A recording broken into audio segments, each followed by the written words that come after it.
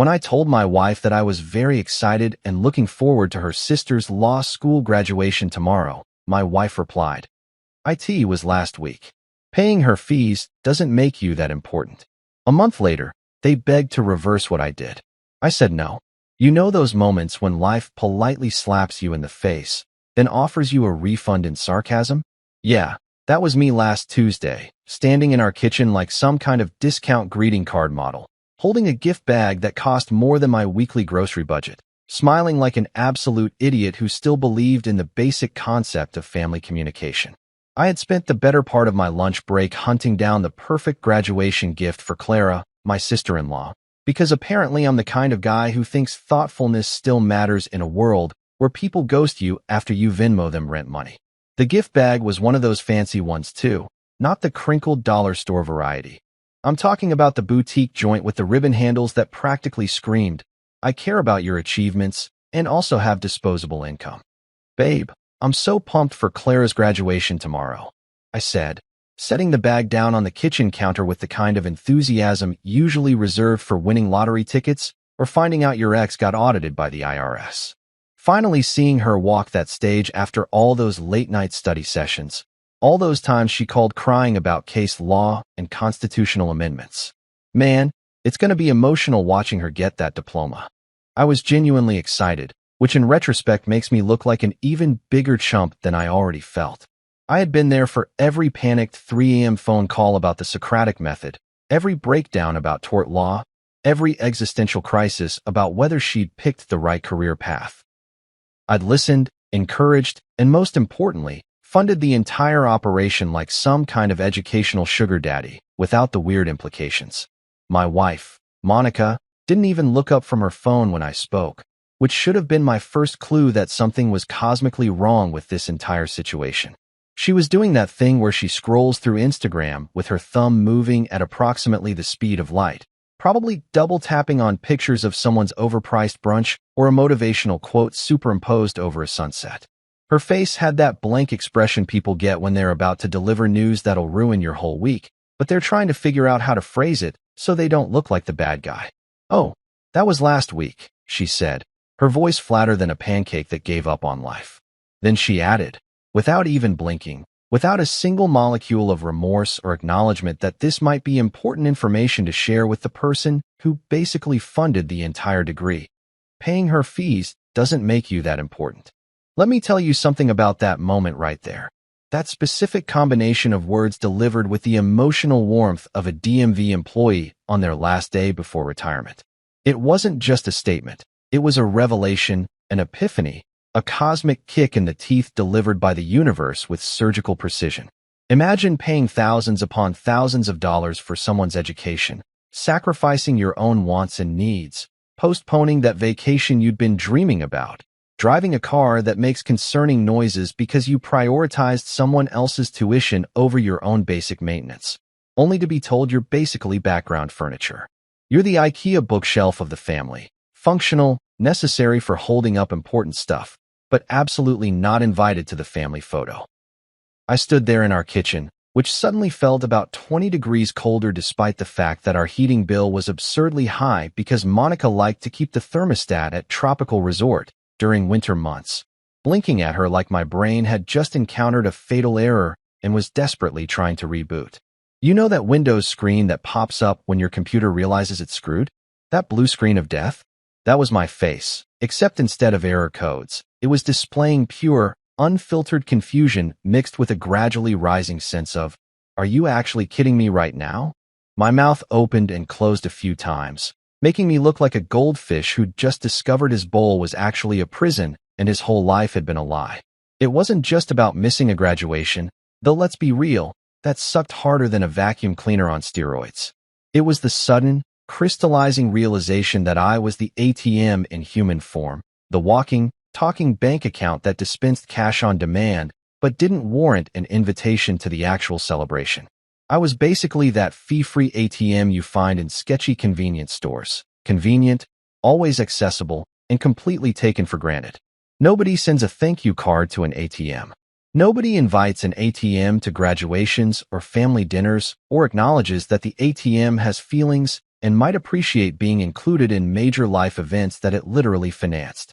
The gift bag sat there on the counter, mocking me with its cheerful ribbon and carefully selected contents. I'd spent 2 hours picking out the perfect pen set, one of those fancy ones that lawyers supposedly love, the kind that makes you feel important when you're signing documents. I'd included a heartfelt card where I'd written something embarrassingly sincere about how proud I was of her accomplishments. Now it just felt like evidence of my own stupidity, a paper trail of my willingness to be used like a credit card with no limit and apparently no expiration date. But here's the thing about moments like these. They clarify everything with the brightness of 1,000 suns. Standing there, looking at my wife who still hadn't put down her phone, still hadn't acknowledged that maybe, just maybe, this was a pretty messed up way to treat someone, I felt something shift inside me. It wasn't anger, not yet. It was something colder, more calculated, more final. It was the sound of a door closing, a bridge burning, a chapter ending with a period instead of a comma. Okay, I thought, my mind suddenly crystal clear despite the emotional chaos swirling around like a tornado made of disappointment and credit card statements. If they want to treat me like an ATM, if that's really how they see me, not as family, not as someone worthy of basic respect and communication, but as a convenient source of funding that doesn't require acknowledgement or inclusion, then fine. Absolutely fine. I can work with that. I can adapt to that new understanding of our relationship. They'll soon learn that ATMs, for all their convenience, have a fascinating feature that people often forget about until it's too late. ATMs can decline transactions too. They can shut down. They can display that soul-crushing message, insufficient funds. Except in this case, it wouldn't be insufficient funds. It would be insufficient respect, insufficient consideration, insufficient basic human decency. I picked up the gift bag slowly, feeling its weight in my hand, and walked past Monica without saying another word. She didn't look up, didn't ask where I was going, didn't seem to register that anything significant had just happened. But something had happened, something irreversible and absolute. The guy who'd walked into that kitchen 5 minutes ago, excited and hopeful and stupidly optimistic, he was gone.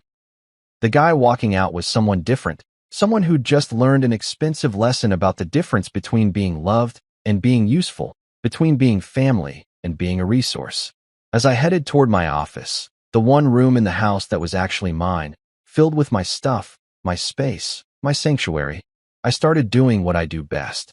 I started calculating, planning, organizing the chaos into neat columns of numbers and possibilities. See, most people don't know this about me, but I work in finance. I'm good with numbers, really good.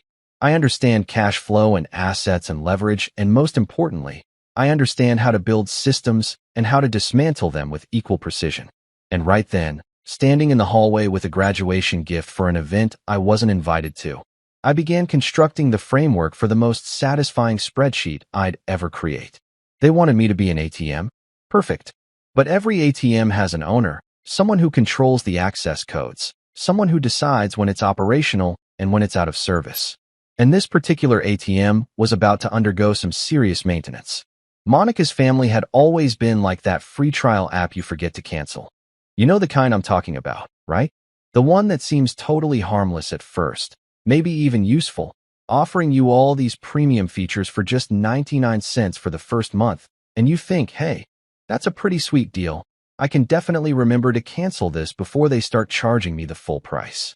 Except you don't remember, because life happens and you're busy and distracted, and suddenly 3 months later you're looking at your credit card statement wondering why there's a $40 charge for some meditation app you used exactly once while sitting in traffic. That was Monica's family in a nutshell. Harmless at first, almost charming in their neediness, but eventually billing you for your soul in installments you never quite agreed to but somehow kept paying anyway. Her sister Clara? Oh man, where do I even start with Clara? I'd funded her entire law degree, and I'm not talking about just tuition here, folks. I'm talking about the whole enchilada, the complete package, the all-inclusive resort experience of higher education. Tuition? Check. And that was the easy part. Just a nice casual $40,000 per year that made my accountant weep softly into his calculator. Books? Absolutely. Because apparently law textbooks are printed on pages made from unicorn tears and bound with dragon leather. judging by the price tags that made my credit card physically recoil in horror. Housing? Of course, because Clara needed to live in one of those upscale student apartments near campus. The kind with a gym she never used and a study lounge that was really just Instagram backdrop material. And let's not forget her coffee for studying budget, which was supposedly essential for her academic success, but somehow mysteriously included new AirPods, a MacBook upgrade, and what I'm pretty sure was a weekend trip to Miami that she claimed was for a legal conference. But her Instagram stories told a very different tale involving beach clubs and bottles of champagne that cost more than my monthly car payment. Her parents? Now those two were a special breed of financial vampires wrapped in the cozy sweater of parental authority. They'd called me son, right up until the exact moment I stopped sponsoring their vacation emergencies, which was a term they used with alarming frequency for people who seemed to have a vacation emergency every other month.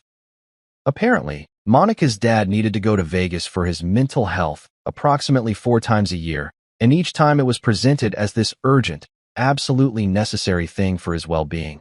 Like if he didn't get to play blackjack and eat at overpriced buffets, he might actually perish from stress. Monica's mom had her own version of vacation emergencies, which usually involved spa retreats in Sedona or wine country tours in Napa, all of which were framed as self-care, but really just translated to send money so I can drink expensive wine and complain about my back pain to strangers in bathrobes. And Monica? Oh, my sweet, beautiful, manipulative wife had mastered the art of saying we when she meant me, with the skill of a seasoned politician dodging questions about their offshore accounts. We should help my parents with their mortgage this month, she'd say, except we meant my paycheck, my savings account, my bonus that I'd worked 60-hour weeks to earn. We need to make sure Clara has everything she needs for school, she'd announce, as if we were both equally contributing to this financial black hole, when in reality, I was the sole sponsor of the Clara Educational Fund, while Monica contributed moral support and the occasional text message asking how her sister was doing. It was linguistic gymnastics at an Olympic level, the way she could make my money sound like our collective responsibility, turning my bank account into a community resource like some kind of financial potluck where I brought the entire meal and everyone else brought paper plates. Looking back now, with the crystal clear vision that only comes from having your face repeatedly smacked by reality's cold, unforgiving hand, I should have noticed the red flags waving so frantically they could have generated electricity. Like when they called my car our family SUV. Even though it had my name on the loan, my signature on approximately 73 pieces of paperwork, and my soul attached to the monthly payment plan that stretched out before me like a highway to financial purgatory. But no, it was our SUV because Monica's mom needed rides to her book club, and Clara needed to borrow it for weekend trips, and Monica's dad somehow thought it was totally reasonable to take it for a week when his car was in the shop, returning it with an empty gas tank and mysterious stains on the back seat that I chose not to investigate, because sometimes ignorance really is bliss. Their fingerprints were literally all over the paint, smudged on the doors and windows like evidence at a crime scene, while my name sat alone on all the official documents, shouldering the burden of ownership without any of the actual control. The red flags were everywhere, honestly, flying at full mast like I was living at the United Nations of financial abuse. There was the time Monica's parents asked to borrow $5,000 for a roof repair that somehow never actually happened, but they did manage to take a cruise to the Bahamas that same month. There was Clara's insistence that I co-sign her credit card because it would help her build credit, which really meant I got to watch her max it out on designer handbags and brunch dates while I received the lovely notifications about approaching credit limits. There was Monica's habit of making major purchases and then informing me about them after the fact, always with that same innocent smile and the explanation that she knew I wouldn't mind because I was so generous, which is just code for, I'm going to spend your money and frame it as a personality trait of yours rather than a boundary violation on my part. Still, I kept quiet through all of it, playing the role of the accommodating husband, the supportive brother-in-law, the reliable son-in-law who could always be counted on to open his wallet when the family needed something. I told myself that love meant sacrifice, that family was about being there for each other, that money wasn't as important as relationships and maintaining harmony. I swallowed my frustration when Clara didn't thank me for her tuition payments, just sent a casual text asking when the next semester's fees would be processed. I bit my tongue when Monica's parents made jokes about how lucky their daughter was to have married someone stable, which was their polite way of saying, with money we can access. I smiled and nodded when Monica explained that her family was just going through a rough patch and needed our help. Even though the rough patch had been going on for the entire 6 years of our marriage and showed no signs of smoothing out, I convinced myself that this was normal, that all families operated this way, that I was being the bigger person by providing financial support without expecting recognition or even basic gratitude. I told myself stories about how they really did appreciate me, they just weren't good at expressing it, and that someday they'd realize how much I'd done for them, and there'd be this beautiful moment of acknowledgement and appreciation. I was basically writing fanfiction about my own life, creating a narrative where I was the noble, self-sacrificing hero who would eventually be rewarded for his generosity instead of what I actually was, a human ATM with feelings that nobody bothered to consider because ATMs don't have feelings. They just dispense cash and occasionally eat your card when they're feeling spiteful. Now, standing in my office with that ridiculous graduation gift bag sitting on my desk like a monument to my own stupidity, it just felt like stupidity with a receipt, a paper trail of my willingness to be used and discussed. Every bank statement was a chapter in the sad story of a guy who confused being needed with being loved, who thought that if he just gave enough, paid for enough, sacrificed enough, eventually he'd earn the kind of respect and consideration that should have been freely given from the start. The receipts told a story that my heart hadn't wanted to read. Thousands of dollars flowing out to Clara's education, Monica's parents' emergencies, the endless list of family needs that somehow always required my money, but never my presence at the celebrations that money made possible. But here's the thing about having a career in finance. You learn to read the numbers, to see patterns, to understand when an investment is paying returns, and when you're just throwing money into a black hole that will never, ever give anything back except demands for more. When betrayal happens, there's always that one cousin who spills the tea with Olympic precision, delivering gossip with the accuracy of a heat-seeking missile and the timing of a Broadway musical number. In my case, it was Rita, Monica's loud but lovable cousin who'd sell family secrets for a croissant, and honestly, I mean that literally. I once watched her reveal that her uncle was having an affair in exchange for a chocolate croissant at Starbucks, and she didn't even wait until she finished chewing to drop that bombshell. Rita was the kind of person who made family reunions simultaneously entertaining and dangerous, because you never knew when she'd casually mention something that would blow up someone's entire life, usually right around the time dessert was being served.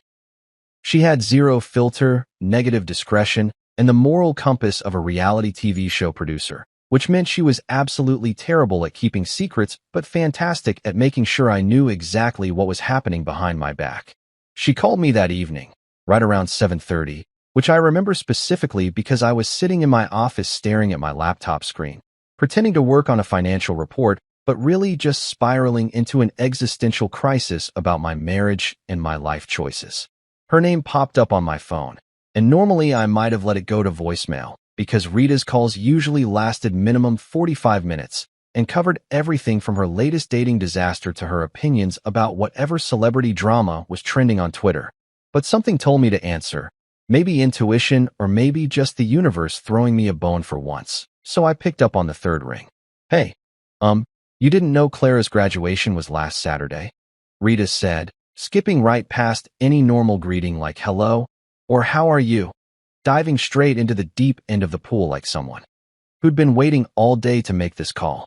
Her voice had that particular quality of someone who's about to ruin your day, but is also kind of excited about it, like a kid who knows where the Christmas presents are hidden and can barely contain themselves from spilling the beans. I froze, my fingers hovering over my keyboard, my brain trying to process what she'd just said while simultaneously hoping I'd misheard her. Everyone, I asked, my voice coming out weird and strangled, like I was being slowly crushed by the weight of this information. Yup, everyone, Rita confirmed, and I could hear her settling in for a proper gossip session, probably getting comfortable on her couch with a glass of wine, ready to unpack this entire situation like it was her job. They even had a banner. It said, "Thank you, Mom and Dad." I saw it in the pictures. Clara posted like 50 of them on Instagram. The banner was huge too. One of those custom ones from that expensive print shop downtown. Must have cost at least $200. Looked really nice, all professional with flowers and everything. No mention of me. Not even a footnote. Not a tiny acknowledgement. Not a thanks to the guy who paid the bills, or shout out to the brother-in-law whose credit card made this possible. Nothing. Zilch. Nada. I wasn't even in the Instagram posts, which meant they hadn't just forgotten to tell me about the graduation. They'd actively planned an entire event, coordinated with venues and photographers and banner companies, organized what was clearly a pretty significant celebration, and deliberately excluded me from all of it. This wasn't an oversight or a miscommunication. This was intentional omission on a scale that required actual effort and planning. Why wasn't I told? I asked, already knowing the answer would make me want to punch something inanimate and expensive, probably that decorative vase Monica had insisted we buy for the living room that cost more than a reasonable person's monthly grocery budget. Rita paused, and I could practically hear her weighing whether she should tell me the truth or try to soften the blow, engaging in that internal debate people have when they know the information they're about to share is going to hurt, but also feel like it needs to be said. She went with honesty, which I appreciated even though it felt like swallowing broken glass. Monica said you might make it about yourself. I laughed so hard I almost choked on my own spit. One of those bitter, incredulous laughs that sounds more like a bark than actual amusement. The kind of laugh that happens when something is so absurd and infuriating that your brain short-circuits and defaults to hysteria. Make it about myself? Make it about myself? I paid for the degree. I funded 4 years of law school, covered every single expense from the application fees to the bar exam prep courses, sacrificed my own financial goals and dreams so that Clara could pursue hers, and apparently acknowledging that reality was making it about myself. I practically deserve an honorary diploma at this point, maybe even a parking space with my name on it in the faculty lot, perhaps a small plaque in the law library that says, funded by the guy who got erased from the thank you banner. The sheer audacity of that statement, that me wanting to be included in a celebration I literally financed was somehow selfish or attention-seeking, made me want to laugh and scream and possibly throw my phone across the room all at the same time.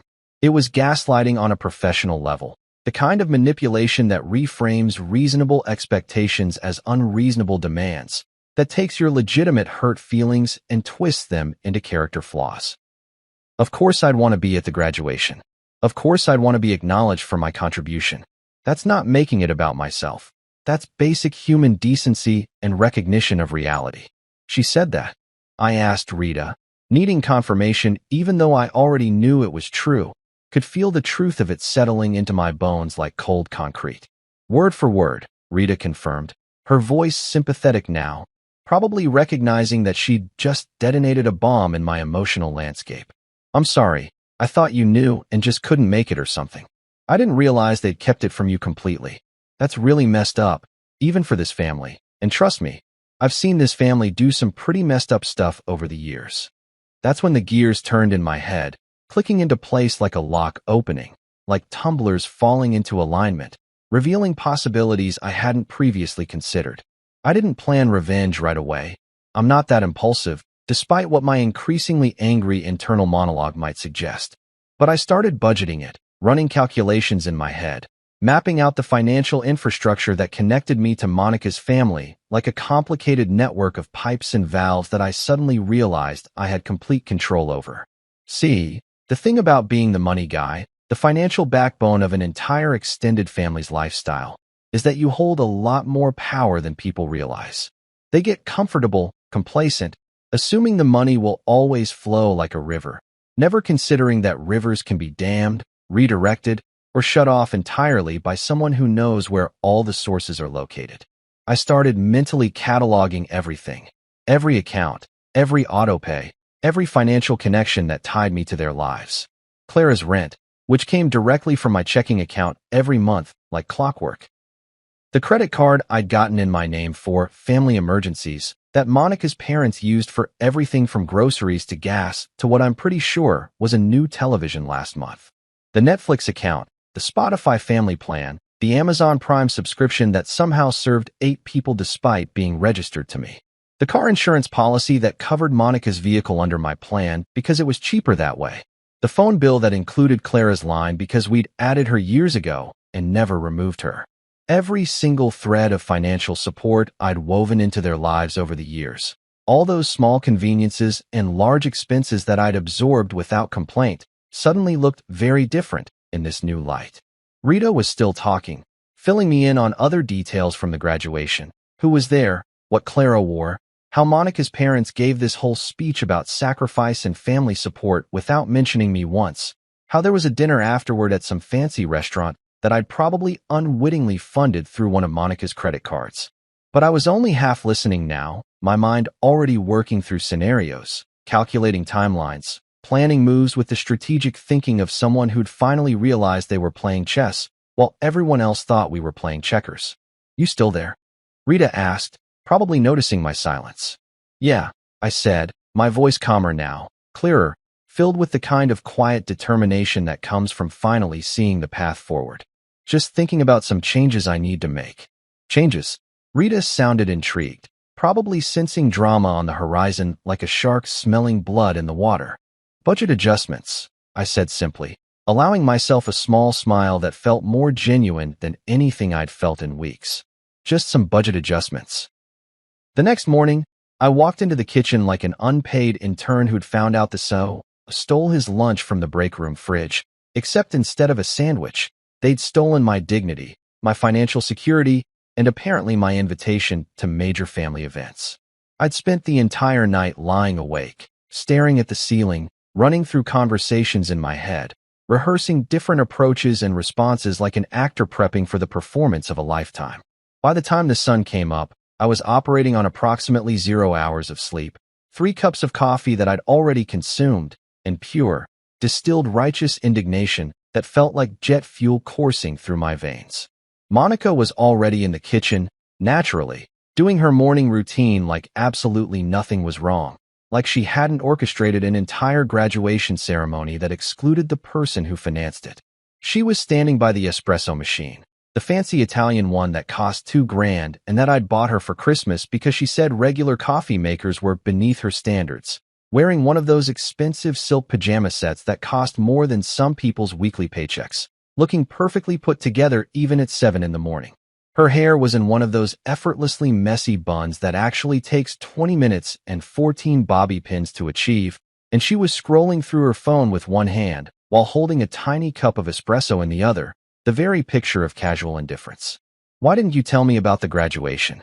I asked, keeping my voice calm and measured, channeling every ounce of self-control I possessed to not immediately launch into a screaming match that would probably wake the neighbors and definitely wouldn't solve anything. I positioned myself on the other side of the kitchen island, the marble countertops serving as a physical barrier between us, which felt symbolically appropriate given the emotional distance that had apparently existed without my knowledge.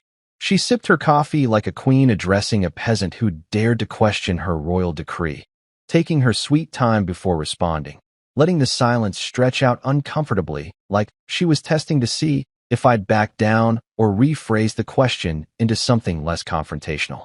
Her eyes barely flicked up from her phone screen, like this conversation was a minor inconvenience interrupting her morning scroll through whatever social media platform was currently consuming her attention.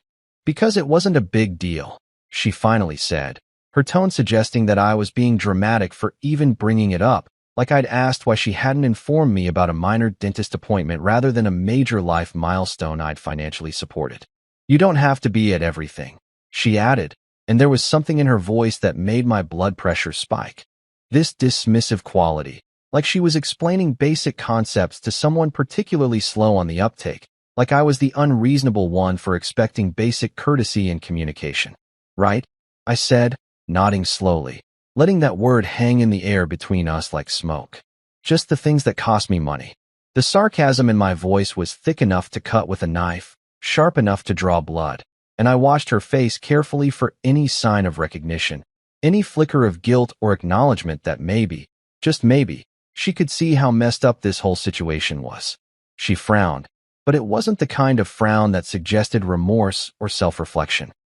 It was annoyance, pure and simple, The expression of someone who's irritated that their actions are being questioned rather than someone who's genuinely concerned about having hurt someone they supposedly love. "Don't be dramatic," she said, setting her coffee cup down with a little more force than necessary, the clink of ceramic against marble echoing through the kitchen like a tiny declaration of war. "Oh, I'm not," I replied, allowing myself a smile that I knew didn't reach my eyes.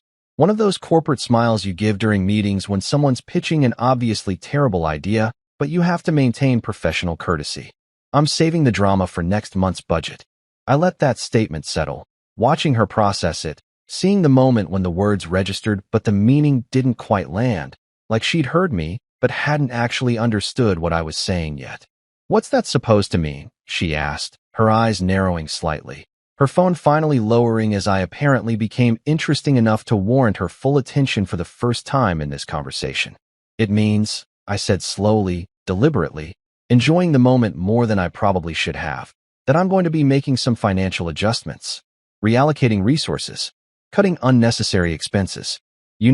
Basic budget management."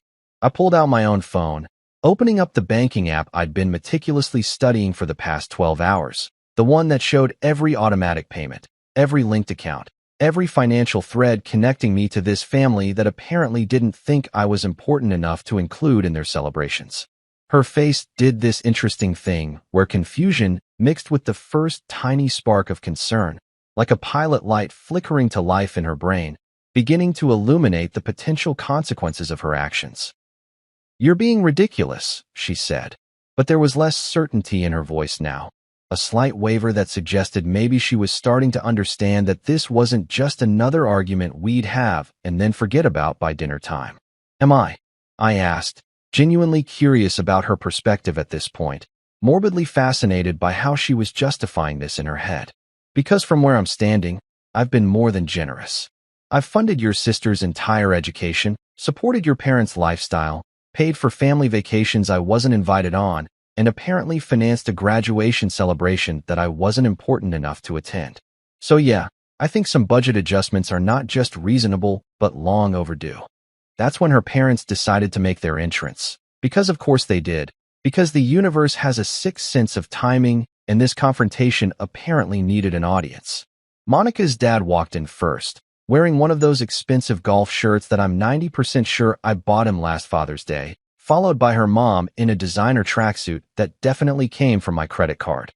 They'd been staying with us for the past week. Something about their house being fumigated, though I was starting to suspect that was just another convenient excuse to save money on their own living expenses while draining mine. "What's all the commotion about?" her dad asked, heading straight for the coffee maker like he owned the place, which I guess in his mind he kind of did, since he'd been treating my house like an extension of his own for years now. He had that particular brand of older male confidence that comes from never having been told no, from sailing through life assuming that everything would always work out in his favor because it always had before. "I'm just explaining to Monica that I'll be making some changes to our financial arrangements," I said pleasantly, keeping my tone conversational, like we were discussing the weather or weekend plans rather than the complete restructuring of their gravy train. Monica's mom stopped mid-reach for a mug, her hand freezing in the air like she'd been suddenly paused. "What kind of changes?" she asked, and I could hear the alarm in her voice, that immediate spike of panic that happens when someone who's been living comfortably on someone else's dime suddenly realizes the money might stop flowing.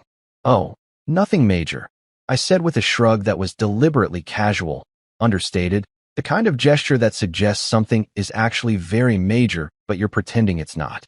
"Just reassessing which expenses are necessary and which ones aren't. Making sure my money is going toward people and things that actually value my contribution. Basic financial responsibility, really. I'm sure you understand." Her dad bristled, his face doing that thing where men of a certain age get red around the collar when their authority is questioned.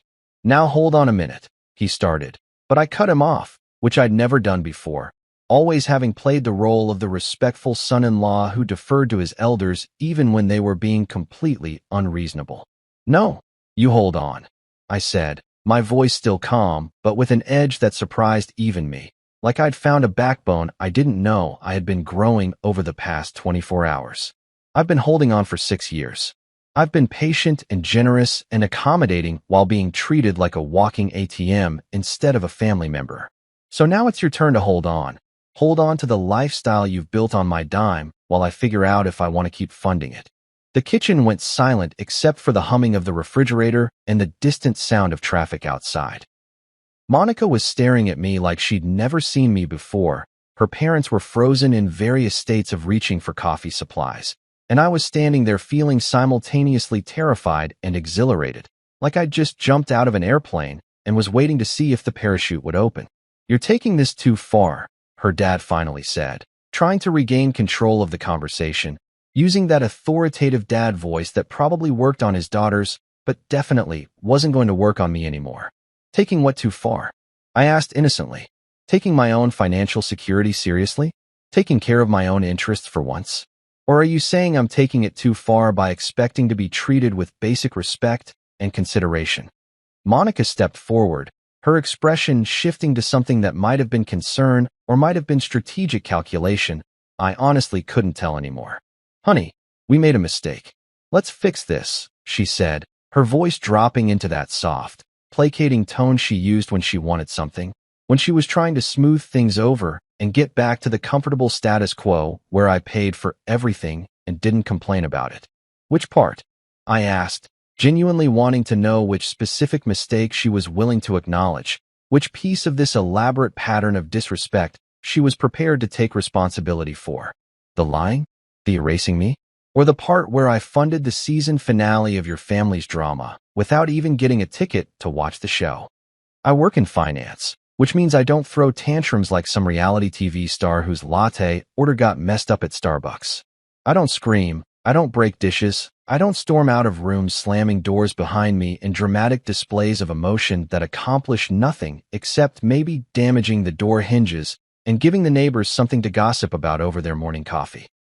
No, when people in finance get angry, we do something far more effective and infinitely more satisfying. We file paperwork. We create spreadsheets. We systematically dismantle financial structures with the precision of a surgeon and the cold efficiency of a machine that's been programmed for one specific task, cutting off access.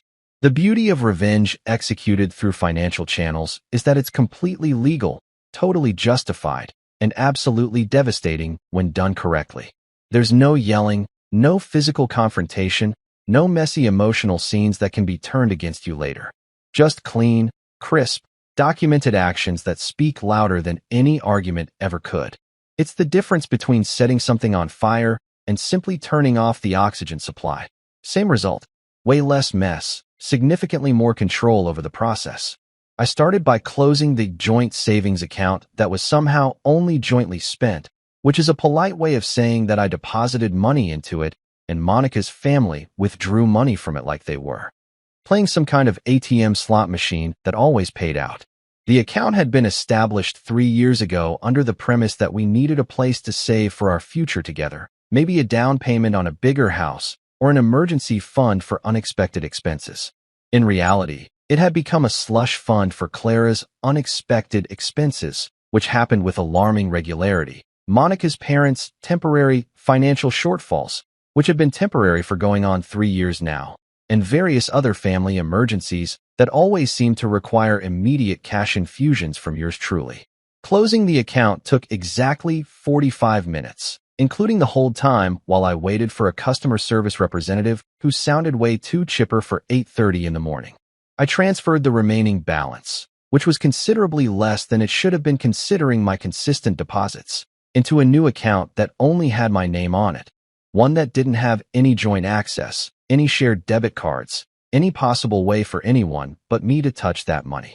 The bank representative asked if I was sure, if I wanted to discuss this decision with my spouse first, if there was anything they could do to help resolve whatever marital issues might be prompting this change. I politely declined their concern, assured them I was absolutely certain, and felt a little thrill of satisfaction when the confirmation email hit my inbox exactly 3 minutes later. Then I changed the autopay for Clara's bar exam fees, which were scheduled to come out of my checking account in approximately 2 weeks. The bar exam isn't cheap.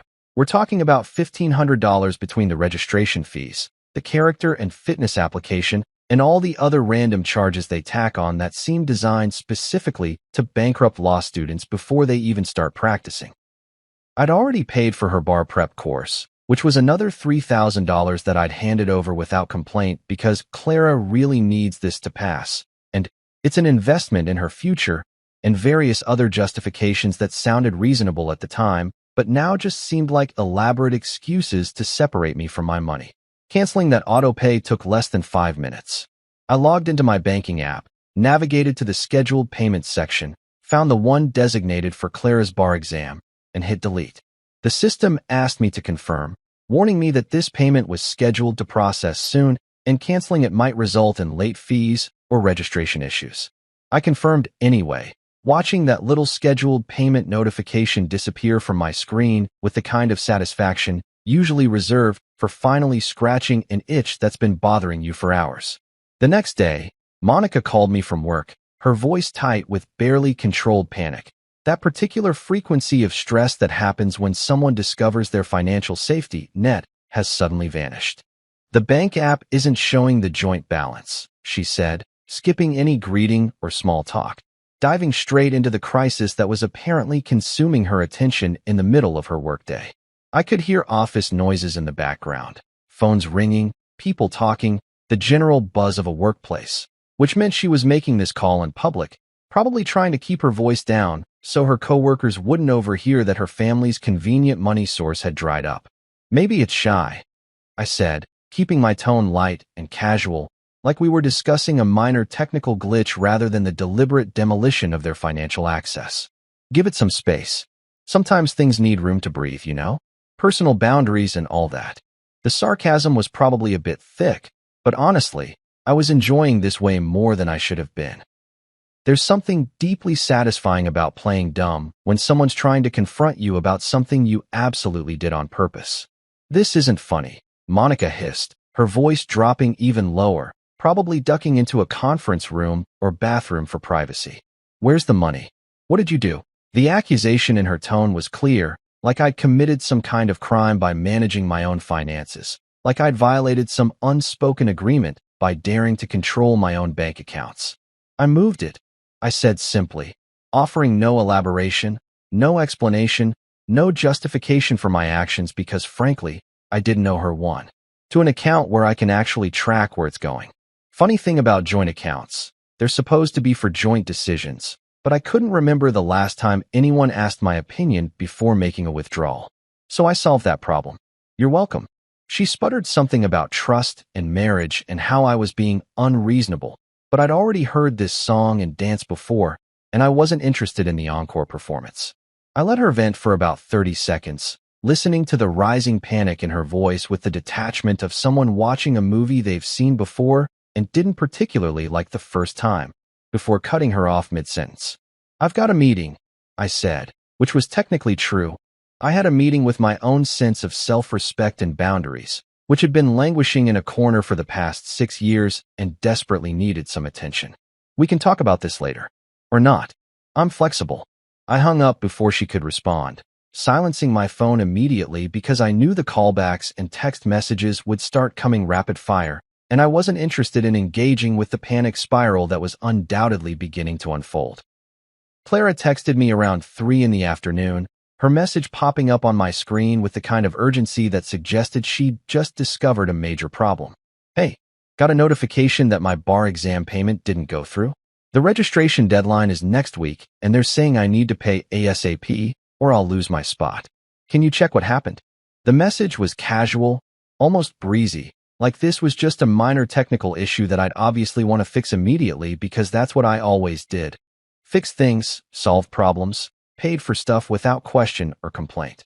I looked at that text for a long moment, my thumb hovering over the keyboard, thinking about all the times I'd dropped everything to handle Clara's financial emergencies, all the times I'd scrambled to make payments work, all the times I prioritized her needs over my own wants. I thought about the graduation I hadn't been invited to, the banner that thanked everyone except me, the casual dismissal of my contribution as if it meant nothing, as if I meant nothing beyond the checks I wrote and the credit cards I provided. Then I replied with the same line she'd given me once, back when I'd asked her if she appreciated the financial support I was providing, if she understood the sacrifices I was making. She'd laughed and said, "You're independent now. Time to shine." Like it was a joke, like my concern about being appreciated was somehow amusing or childish. I'd smiled at the time, pretended it didn't sting, filed it away in the back of my mind along with all the other little cuts and dismissals that I'd been collecting like painful souvenirs. "You're independent now. Time to shine." I texted back, adding a little sparkle emoji for effect, really leaning into the cheerful encouragement angle, matching the exact tone she'd used when she'd dismissed my feelings. The message showed as delivered, then as read, and I watched those 3 little dots appear that meant she was typing a response, then disappear, then appear again, then disappear again, like she couldn't quite figure out what to say, how to respond to having her own words reflected back at her. The silence after that text was chef's kiss perfect, the kind of profound, echoing silence that speaks volumes, that carries more weight than any angry speech or lengthy explanation could have conveyed. It was the sound of reality setting in, of consequences arriving, of someone realizing that the gravy train had not just slowed down, but had completely jumped the tracks and was now lying on its side in a ditch, on fire, with no rescue coming. I could practically hear the gears turning in her head, the dawning realization that maybe, just maybe, treating your financial benefactor like an inconvenient accessory wasn't the smartest long-term strategy. My phone stayed mercifully quiet for the rest of the afternoon, which meant they were probably having an emergency family meeting, gathering together to discuss this unexpected crisis, trying to figure out how to handle the situation now that their reliable money source had suddenly developed opinions and boundaries. I imagined them sitting around Monica's parents' dining room table, the one I'd helped them buy when they claimed their old one was falling apart, discussing strategies, maybe trying to figure out if I was bluffing, if this was just a temporary tantrum that would blow over if they waited it out or applied the right pressure.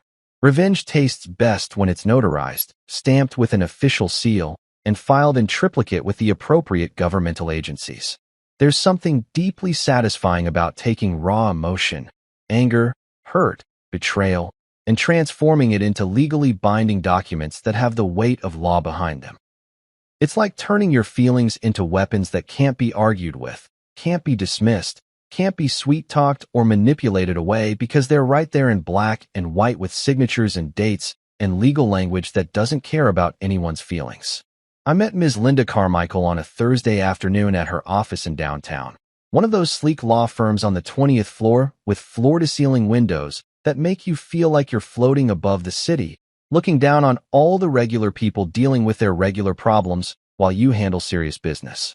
The receptionist offered me coffee in a real mug, not those disposable cups, which I took as a good sign. Places that serve coffee in actual mugs tend to take themselves seriously, tend to be the kind of firms that get stuff done rather than just talking about getting stuff done. Linda was exactly what I needed, mid-40s, sharp as a tack, with the kind of no-nonsense demeanor that comes from spending 20 years dealing with messy divorces and financial disputes. She wore a perfectly tailored navy suit, minimal jewelry, and had reading glasses perched on her nose that she peered over like a professor about to explain why your thesis was fundamentally flawed. Her handshake was firm, her office was organized, and her first question was, "How much documentation do you have?" which told me she was already thinking 3 steps ahead. I'd brought everything. Bank statements going back 6 years, receipts for major purchases, documentation of every tuition payment, every loan, to Monica's parents that had never been repaid, every expense I'd covered for Clara's education. I'd spent the previous 2 nights organizing it all into a binder with colored tabs and chronological order, because if I was going to do this, I was going to do it right. The binder landed on her desk with a satisfying thunk that made Linda's eyebrows rise appreciatively. "Someone's been keeping records," she said, flipping through the pages with the speed of someone who knows exactly what they're looking for. Her eyes scanned the numbers, her expression remaining neutral but her occasional nod suggesting she was finding exactly what she needed. "This is good. This is very good. Most people who come in here have maybe a few bank statements and a vague sense of being wronged. You've got a paper trail that could stretch to the moon." She reviewed every document methodically, occasionally pausing to make notes on a legal pad in handwriting that was somehow both neat and indecipherable, the way doctors and lawyers write, like they're using a code only they can read. After about 20 minutes, she looked up at me over those glasses and smiled, and it was the kind of smile that meant someone was about to have a very bad day, and for once, that someone wasn't me. "You've got every receipt," she said, tapping her pen against the legal pad with a rhythm that sounded almost triumphant. "Every transaction documented, every payment tracked, every financial contribution clearly attributed to you. If you want to cut them off legally and financially, I can lock it down today. We're talking ironclad, airtight, no loopholes to exploit kind of lockdown. They won't be able to access anything without your explicit permission, and that permission can be withheld at your discretion." "Do it," I said, not even hesitating, not second-guessing, not allowing myself to feel guilty about what I was about to do. And add a cherry on top, make the house title solely mine. The house was technically in both our names, Monica and mine, but I'd paid the entire down payment, covered every mortgage payment for the past 6 years, handled all the maintenance, all the repairs, all the property taxes. She'd contributed exactly $0 to the mortgage, while simultaneously treating it like her personal castle where her family could stay rent-free whenever they felt like it. Linda nodded, already typing notes into her computer with fingers that flew across the keyboard like she was composing a symphony of legal devastation. "That'll require some additional paperwork since you're currently married. We'll need to file for a formal separation of assets, potentially leading to divorce proceedings if that's the direction you want to go. But given the documentation you've provided, proof that you've been the sole financial contributor to the property, we can make a strong case for transferring full ownership to you, especially if we can demonstrate that your spouse has been financially exploitative." "Financially exploitative," I repeated, testing the phrase in my mouth. It sounded so official, so legitimate, taking what I'd felt in my gut and giving it legal terminology that made it real, made it something that courts would recognize and address. "Yeah, that's exactly what it's been. Can you really get the house entirely in my name?" With this documentation, Linda gestured at the binder, which had become my new favorite possession. "Absolutely. We'll file a partition action, demonstrate your sole financial investment in the property, establish that your spouse has contributed nothing to the mortgage or maintenance, and petition the court to award you full ownership. Given the circumstances and your evidence, I'd say we have a 90% chance of success, and that's me being conservative." By evening, every financial tie was severed with the precision of a surgical team performing a complicated procedure. Linda worked fast. I'd expected this to take weeks, maybe months, but she had connections, knew which clerks to call, knew how to expedite paperwork when necessary. We filed separation of assets documents, closed joint credit lines, removed authorized users from my accounts, changed beneficiary designations, updated insurance policies, revoked powers of attorney that I'd granted Monica in a fit of marital optimism years ago, and basically built a financial fortress around everything I owned. Monica's parents' helping hand on my mortgage? Gone, erased like it had never existed. Their names removed from any documentation that had somehow gotten them listed as co-borrowers or emergency contacts or whatever justification they'd used to worm their way into my property ownership. Linda had looked at those documents with barely concealed disgust, muttering something about financial parasites that made me feel simultaneously validated and embarrassed that I'd let it happen in the first place. Claire's tuition plan?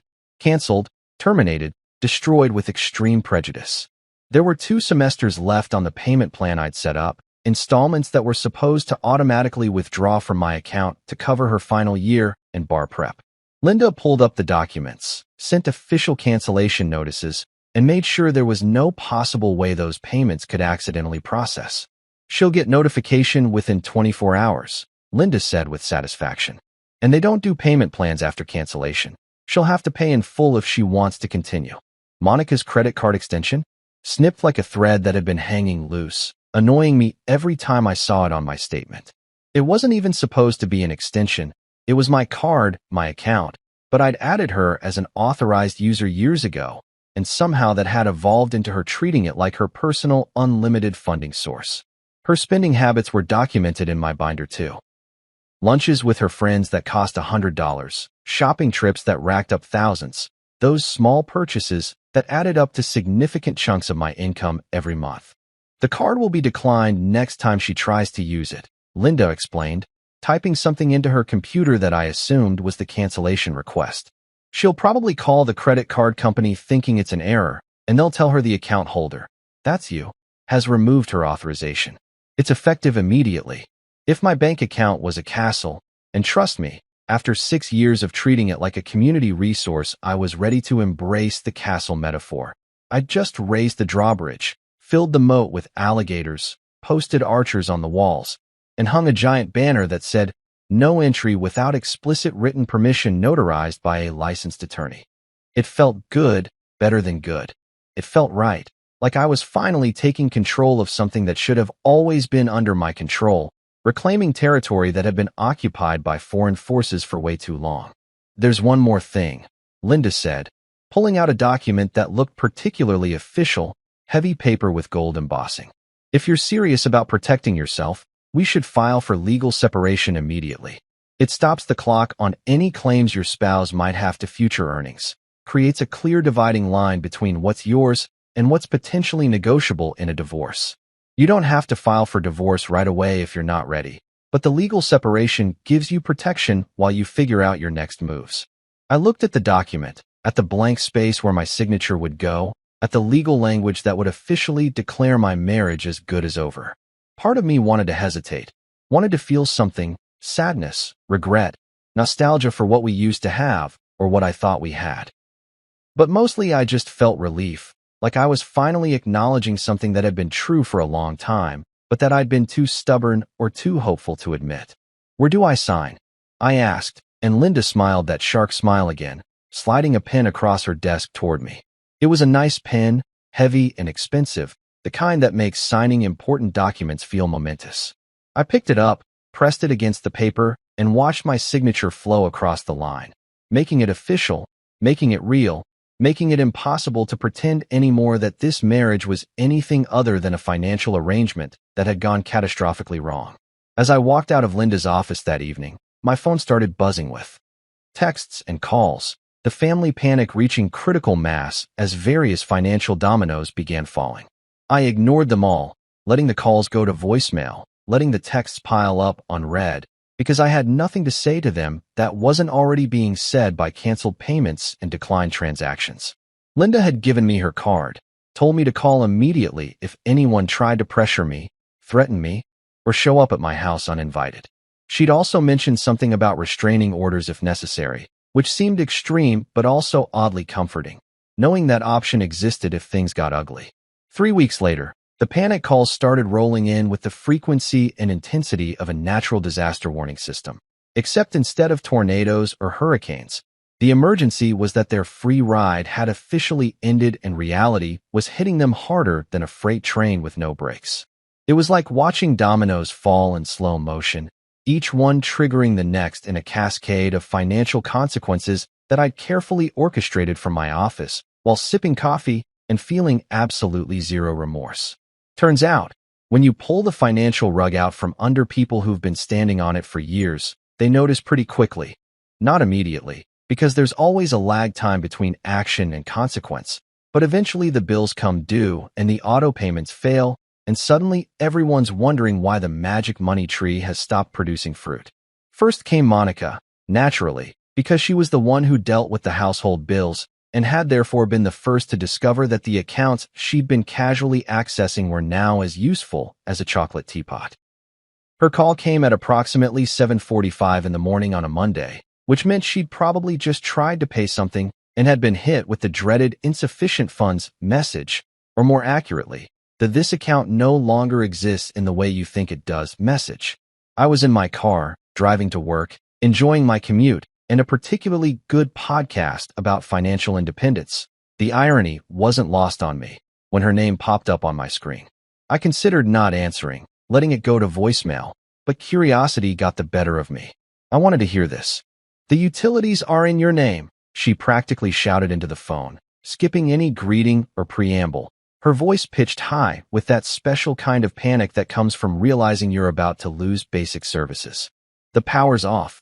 I tried to pay the bill online, but I can't access the account. And when I called them, they said only the account holder can make payments, and that's you. And they said the bill is 60 days overdue, and they shut off the power this morning, and I have a work call in an hour, and my laptop is dying, and what the hell did you do? The thing about utilities is that they give you plenty of warning before they shut things off. Multiple notices, phone calls, emails, texts, basically every form of communication except perhaps carrier pigeon. Which meant Monica had been ignoring those warnings for 2 months, probably assuming I'd handle it like I always handled it, like I'd handled everything for our entire marriage. The fact that she hadn't noticed the warnings, hadn't thought to mention them to me, hadn't considered that maybe she should check on the status of bills for services she used every single day, told me everything I needed to know about how much attention she'd been paying to our financial situation. Which is to say, none. Zero. Zilch. Oh no, I said, my voice dripping with the kind of false sympathy you use when someone's complaining about a problem that's entirely their own fault and you're secretly enjoying their suffering. Guess that's what happens when you keep people in the dark. The pun wasn't even intentional at first, but once I heard it come out of my mouth, I decided to lean into it, really savor the moment. Must be pretty dark in there without electricity, huh? Maybe you should try lighting some candles. Oh wait, you'd need to buy those yourself, and that requires money, which requires accessing accounts that you no longer have access to. Funny how that works. She started to say something else, probably some combination of pleading and threatening, but I wasn't interested in the negotiation phase of this process. I hung up, silenced my phone, and continued my drive to work feeling lighter than I had in years. The power would stay off until she figured out how to pay the bill herself, which meant either using her own money, assuming she had any, which was questionable, or calling her parents to bail her out, which would be its own special kind of humiliation. Either way, not my problem anymore. Then came Clara, her text message arriving around lunchtime, and I could practically feel the desperation radiating through the screen like heat from asphalt on a summer day. They rejected my bar exam registration. It says payment declined. I've been trying to reach you all morning. The deadline is in 3 days, and if I don't register now, I'll have to wait another 6 months to take it, and that means I can't start applying for jobs, and I already have interviews lined up, and please, I need your help. This is an emergency. The message was followed by approximately 15 exclamation marks and several crying emojis. Like punctuation could somehow convey the urgency that would make me change my mind and open my wallet one more time. The bar exam registration. I'd forgotten about that, actually, which was unlike me since I'm usually pretty meticulous about tracking financial obligations. But then again, it wasn't my obligation anymore, was it? It was Clara's obligation, Clara's responsibility, Clara's problem to solve. She was a grown woman with a law degree. Well, almost a law degree. Technically, she still needed to pass the bar exam to actually practice law, but still, who should be perfectly capable of figuring out how to come up with $1,500 on her own without running to her brother-in-law's bank account like it was a public utility. That's odd, I replied, taking my time to craft the response, making sure every word hit exactly the right note of faux concern mixed with subtle mockery. Maybe the card's feeling underappreciated. You know how cards get when they're constantly used but never acknowledged. They develop self-esteem issues. Probably need some validation before it'll work again. Have you tried thanking it? Maybe sending it a graduation invitation? I almost added a smiley face emoji but decided that would be too much, would tip from subtle sarcasm into obvious cruelty, and I wanted to maintain plausible deniability here. The response came back almost immediately, just one word, seriously, in all caps, which I interpreted as her finally understanding that I was, in fact, seriously done being her personal scholarship fund. I didn't reply to that one. Sometimes silence is the most powerful response you can give, especially when the other person is expecting you to cave, to feel guilty, to backtrack and apologize and fix everything like you always have before. Even her parents chimed in, because of course they did, because this was a family crisis and family crises required the whole family to gang up on the person who was causing it, which in their minds was me, even though I was actually just the person who'd stopped enabling their dysfunction. Her dad called from their house phone, probably because I'd blocked both of their cell numbers, and left a voicemail that I listened to on speaker while eating a surprisingly good turkey sandwich from the deli near my office. "You're being petty," his voice boomed through my phone's speaker, filled with righteous indignation and that particular brand of male authority that assumes everyone will fall in line when he uses his serious voice. This isn't how family treats each other. Monica is your wife, Clara is your sister-in-law, and we're your family whether you like it or not. You don't just cut off family because of some misunderstanding about a graduation. Grow up, be a man, and fix this mess you've created. Petty. I said out loud to my empty office, talking to a voicemail like it could hear me, practicing my response in case I ever decided to actually engage with these people again. I call it budget discipline. I call it financial responsibility. I call it finally having some self-respect after 6 years of being treated like an ATM with feelings that don't matter. The sandwich was really good, by the way, perfectly balanced ratio of turkey to cheese, just the right amount of mustard. I made a mental note to get it again next week, maybe make it a regular thing. Having money to spend on myself instead of other people's crises was pretty great, turns out. At that point, my phone felt like a complaint hotline. Just constant incoming calls and messages and notifications, everyone needing something, everyone demanding attention, everyone expecting me to drop everything and solve their problems like I'd been doing for years. Monica called 6 more times that day. Clara sent approximately 20 texts, progressing from pleading to angry to something that looked like bargaining. What if I pay you back? What if we set up a payment plan? What if I promise to include you in everything from now on? As if this was about money and not about fundamental respect and basic human decency. Her mom joined the texting brigade around 3 in the afternoon. I can't believe you're doing this to your own family. What would your mother think? Which was a low blow considering my mother had passed away 5 years ago and would probably have been horrified at how Monica's family had been treating me, would have sat me down long before this and asked me why I was letting people walk all over me. But dead mothers make convenient moral authorities for people trying to guilt trip you, I guess. I considered setting up actual hold music for these calls, maybe something ironic like Money, Money, Money by ABBA or Take the Money and Run by Steve Miller Band, just to really drive home the theme of what was happening here. But that seemed like more effort than they deserved, more engagement than I was willing to give. Instead, I just let my voicemail fill up until it was full, let my text messages pile up until they became white noise, let the panic spiral into whatever crescendo it was building toward without my participation. The only call I did answer that day was from Rita, the cousin who'd started this whole thing by telling me about the graduation I'd been excluded from. She called around 5, right as I was packing up to leave the office, and her tone was completely different from the family panic brigade.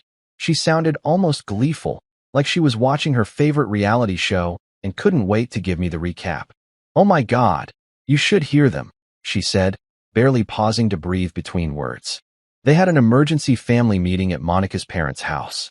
Everyone's freaking out. Clara's crying about missing the bar exam deadline. Monica's parents are talking about having to sell their timeshare. Monica keeps saying you'll come around, that you're just upset and you'll calm down and fix everything. It's absolute chaos and honestly, I'm kind of living for it. Is that bad? That's probably bad. But also, they had this coming. I smiled, genuinely smiled, for the first time in what felt like forever. Not bad at all, I told her. Not bad at all. A month later, they showed up at my office, Monica, Clara, and her parents, all looking like extras from a financial horror movie, the kind where the monster is their own terrible life choices coming back to haunt them. They'd somehow gotten past building security, probably claiming to be clients or lying about having an appointment, and now they were standing in my office doorway looking desperate and vaguely threatening, like a badly coordinated intervention team. Monica started with her soft voice, the one she used when she wanted something expensive. "Honey, we made a mistake. Let's fix this." "Which part?" I asked, genuinely wanting to know which specific mistake she was willing to acknowledge. The lying? The erasing me? Or the part where I funded the season finale of your family's drama? Her dad tried reason. "You're taking this too far." "Oh, I agree," I said.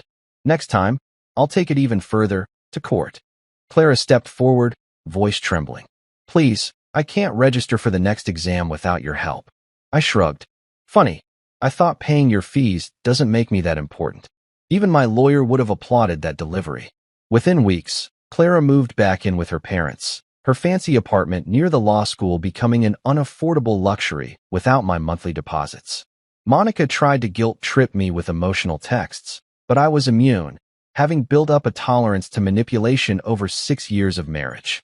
Their fancy family brunches stopped. The perfect image cracked like cheap porcelain dropped on concrete.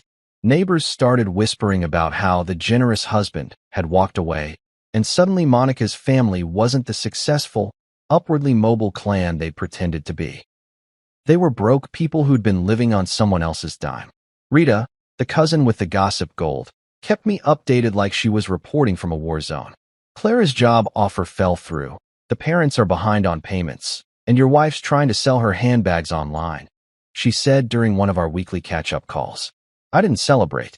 I just smiled quietly and poured myself a whiskey, savoring the smooth burn as it went down. After all, karma doesn't need applause. It works freelance, bills by the hour, and always collects payment eventually.